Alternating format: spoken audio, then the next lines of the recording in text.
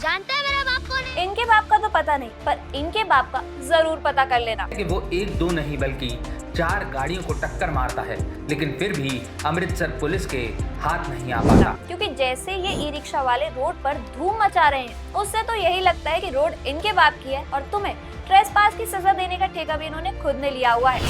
इन e rickshaw की शुरुआत लोगों के ट्रेवल को इजी करने के लिए हुई थी, लेकिन इनकी इतनी संख्या बढ़ने की वजह से शहरों की रोड इतनी कंजेस्टेड हो गई है कि आए दिन एक्सीडेंट्स हो रहे हैं। एक तो इन लोगों को रिक्शा ढंग से चलाना नहीं आता, दूसरा हाई हुए बिना इनका दिन शुरू नहीं होता।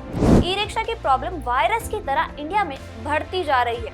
आइए इनसे होने वाली दिक्कत और इनकी दिक्कत पर थोड़ी सी नजर मारते हैं।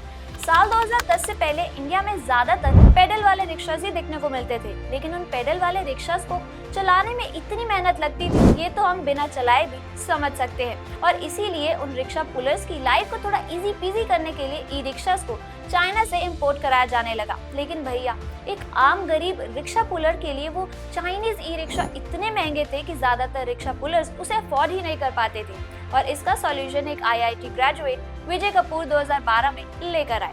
जब उन्होंने दिल्ली के क्राउडेड एरियाज पर अपनी नजर घुमाई तो नोटिस किया उन रिक्शा पुलर्स की सिचुएशन और दिक्कतों को, और अपनी एक ई रिक्शा बनाने वाली कंपनी खोल ली, जिसका नाम रखा SEAPL, और अपने पहले ई रिक्शा का नाम रखा Mayuri. And I am sure ये नाम आपने कभी ना कभी तो सड़कों पर देखा ही होगा। 2012 के बाद इनकी धीरे धीरे डिमांड बढ़ने लगी, और फिर साथ ही साथ गवर्नमेंट भी इंडिया के पॉल्यूशन को कंट्रोल करने के लिए इलेक्ट्रिकल व्हीकल को प्रमोट कर रही थी, जिसके चलते उन्होंने 2019 में काफी सारे इंसेंटिव स्कीम्स लॉन्च करी। और उसी वजह से ईवीज और ई रिक्शा के कम और अफोर्डेबल रेट्स ने उनकी सेल में एक अच्छा बूम लाया।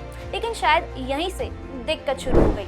अब CNG वाले ऑटो बिना CNG के बैच के आप खरीद नहीं सकते, लेकिन इन ई व्हीकल पर कोई रोक टोक, कोई कंडीशन नहीं थी, इसलिए ई रिक्शा को जितना ज्यादा संख्या में चाहो उतना खरीद सकते हैं। और फिर लोगों ने क्या किया, अच्छा खासा इसको बल्क में खरीद कर उसे आगे लोगों को दे दिया चलाने के लिए। अब इसकी बढ़ती डिमांड जैसे जैसे बढ़ती गई, वैसे वैसे मार्केट में नए नए मैन्युफैक्चरर्स और असेंबलर्स आने लगे, जो चाइना से सस्ते पार्ट्स मंगवा कर यहाँ इंडिया में असेंबल करके लो क्वालिटी ई रिक्शास को बनाकर बेचने लगे। और यही एक बहुत बड़ा रीजन है आजकल के ज्यादातर ई रिक्शा एक्सीडेंट्स का, क्योंकि लोग सस्ते के चक्कर में इसे खरीद तो लेते हैं, पर रोड पर जैसे ही हल्का फुल्का झटका या कभी कोई पिट या पॉट होल आता है तो वो गिरकर पूरे ही खुल जाते हैं। लाइक लिटरली उसको रीअसेंबल करने की नीड पड़ती है।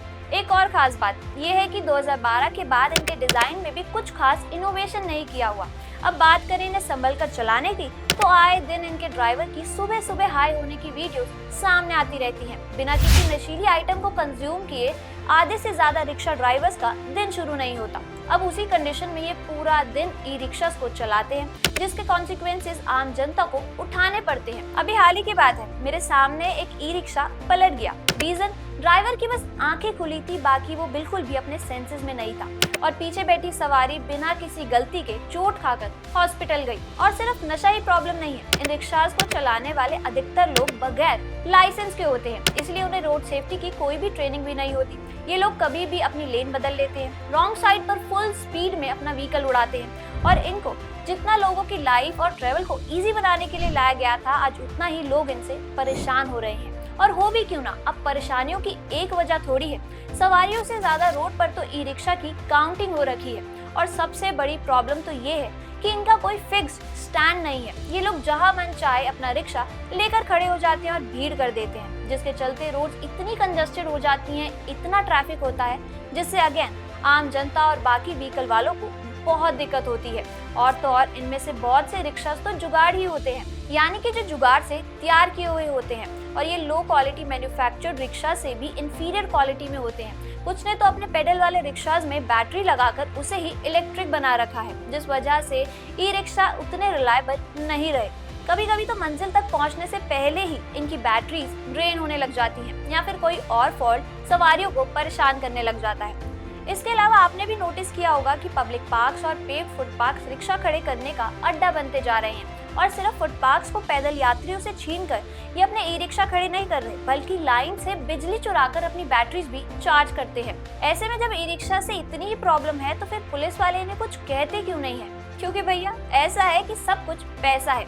इन ई रिक्शास के ओनर इनके रेंट से तगड़ा पैसा छापते हैं और उनकी कमाई का चुन्नू सा हिस्सा पुलिस वालों की जेब में भी जाता है, जिससे ना उनकी आंखें खुलती हैं और ना ही जुबान।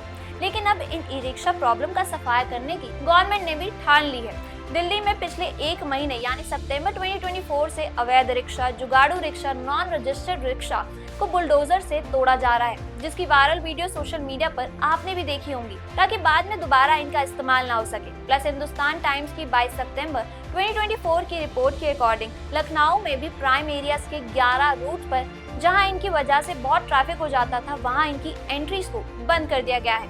वहीं द टाइम्स ऑफ इंडिया की रिपोर्ट के अकॉर्डिंग पिछले साल 2023 नोएडा में 1000 से ज्यादा ई रिक्शा को सीज कर दिया गया और ऐसी ही कार्रवाई अब पूरे इंडिया में धीरे धीरे चल रही है। अब दोस्तों, हम सब जानते हैं कि रिक्शा चलाने वाले गरीब आदमी होते हैं, लेकिन हमें चाहिए कि जहाँ जहाँ इनकी गरीबी का इस्तेमाल करके कुछ रसूखदार लोग बाकी मेहनतकश लोगों के लिए प्रॉब्लम बन जाते हैं, वहीं उन एरियाज को आइडेंटिफाई करें और स्ट्रिक्ट एक्शंस लें। अब आखिर में दोस्तों आप ही बताइए कि ई रिक्शा जो कि एक सॉल्यूशन था, वो प्रॉब्लम कैसे बन गई?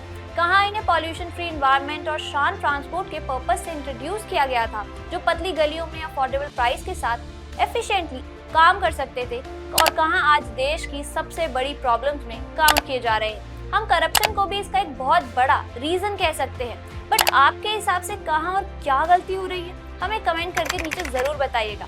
साथ ही ऐसी इंटरेस्टिंग वीडियोस के लिए देखते रहें फैक्टिफाइड।